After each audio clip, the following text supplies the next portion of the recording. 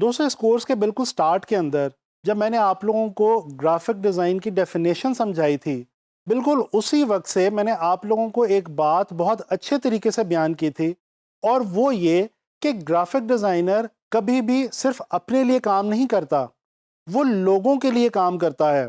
और graphic designer कोई ना कोई मैसेज लोगों तक, मासेस तक कम्युनिकेट करने का काम करता है। दोस्तों आपको कम्युनिकेट करने के लिए किसी न किसी मीडियम की ज़रूरत ज़रूर पड़ती है, और किसी न किसी मीडियम का सहारा लेना ही पड़ता है।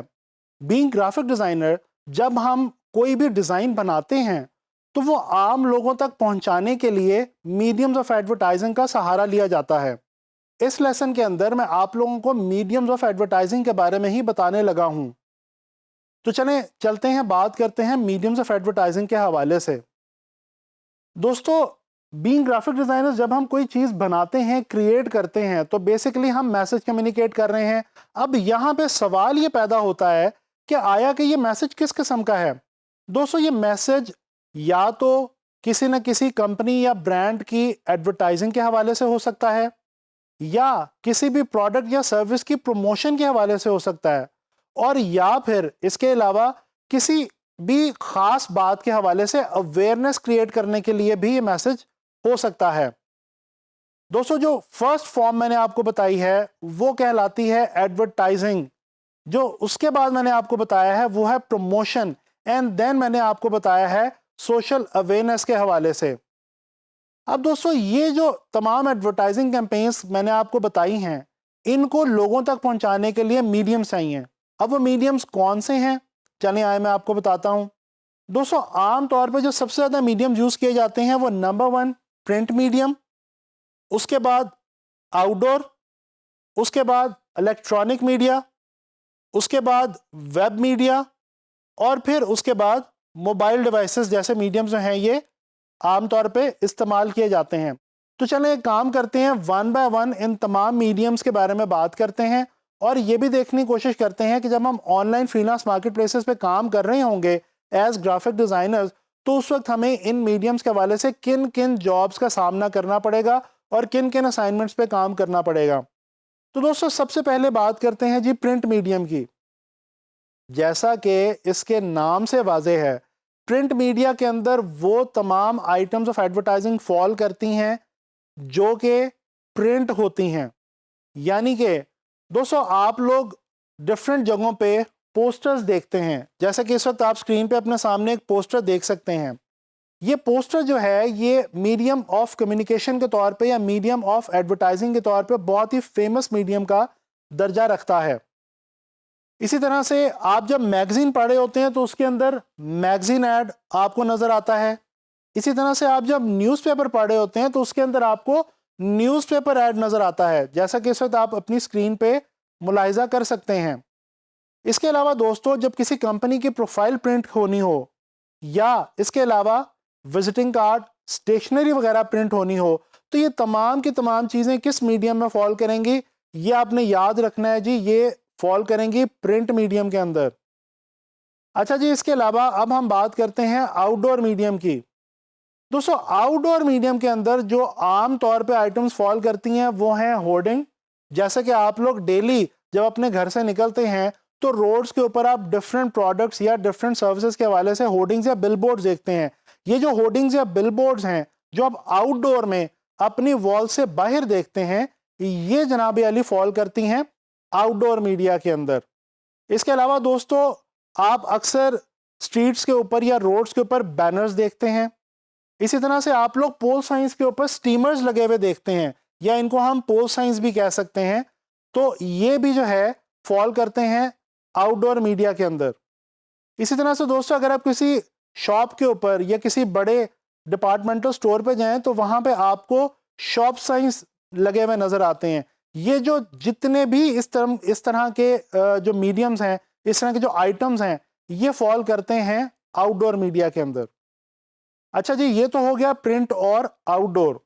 चलें अब हम बात करते हैं इलेक्ट्रॉनिक मीडिया के हवाले से।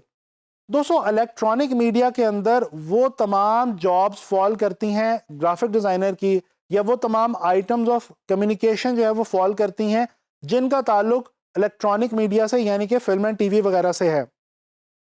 दोस्तों जब आप मुख्तलिफ फिल्मों के और मुख्तलिफ टीवी प्लेज या और जितने भी प्रोग्राम्स होते हैं उनके ट्रेलर्स देखते हैं, या इसी तरह से जब आप कोई एक प्रोग्राम देख रहे होते हैं और वो वक्फा आता है बीच में और वक्फे के दौरान में कुछ फिलर्स आते हैं, इसी तरह से और बहुत सारी न्यूज़, इंफरटेनमेंट या एंटरटेनमेंट के हवाले से जितने भी मोशन विजुअल्स आप देखते हैं जिनके अंदर ग्राफिक्स इन्वॉल्व होते हैं स्क्रीन के ऊपर, वो तमाम के तमाम फॉल करते हैं इलेक्ट्रॉनिक मीडिया के अंदर। तो जब आपको आपका क्लाइंट स्क्रीन के लिए कुछ भी डिज़ाइन करने को कहे और वो आपको बताए कि मैंने इसको इलेक्ट्रॉनिक मीडिया में प्रोड्यूस करना है या चलाना है, तो डेफिनेटली वो जो आइटम आप डिज़ाइन करेंगे वो फॉल करेगी किसमें? इलेक्ट्रॉनिक मीडिया में। अच्छा जी, इसी तरह से आजकल जो सबसे ज़्यादा एक्टिव मीडिया है और वो मीडिया जो कि इस वक्त दौरे हाजिर के अंदर सबसे ज़्यादा तरक्की कर रहा है, सबसे ज़्यादा ग्रो कर रहा है, वो मीडिया है जी वेब का या साइबर का। जी हाँ दोस्तों, इस वक्त हम सबसे ज़्यादा इस्तेमाल जिस मीडियम का करते हैं वो है वेब।